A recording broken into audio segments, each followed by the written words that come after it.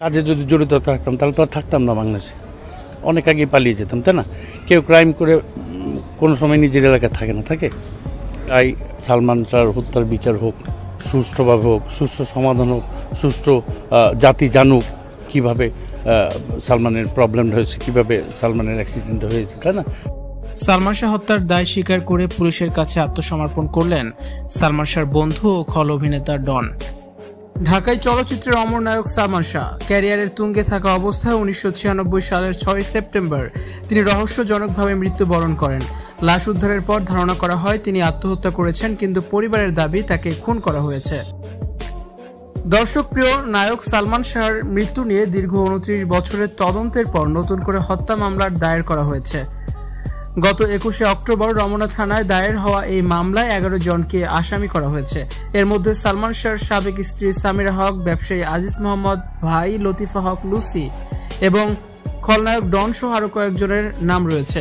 এদিকে 2-1 দিনের মধ্যেই পুলিশের কাছে আত্মসমর্পণ করবেন ডন। তিনি বলেন, সবাই বলছে আমি নাকি পালিয়ে বেড়াচ্ছি। 30 বছর ধরে পালাইনি, এখন পালাবো কেন?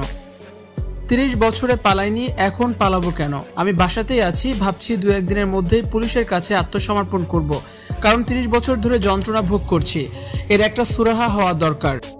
তিনি আরো বলেন যে চলচ্চিত্র ভালোবেসে ঘর ছেড়েছি, অভিনয়ের ভালো সুযোগ পাওয়ার আশায় হার্টথ্রব সালমান শাহর সঙ্গে জুটি গড়েছিলাম।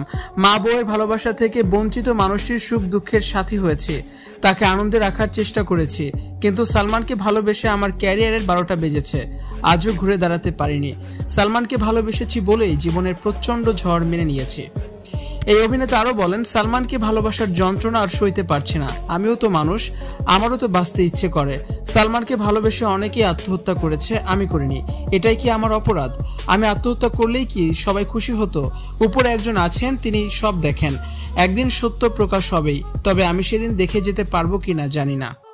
মৃত্যুর আগে সালমান শাহর সঙ্গে শেষ সাক্ষাতের স্মৃতি টানতে গিয়ে ডন বলেন, 30 আগস্ট আমি চট্টগ্রাম থেকে ঢাকায় আসি।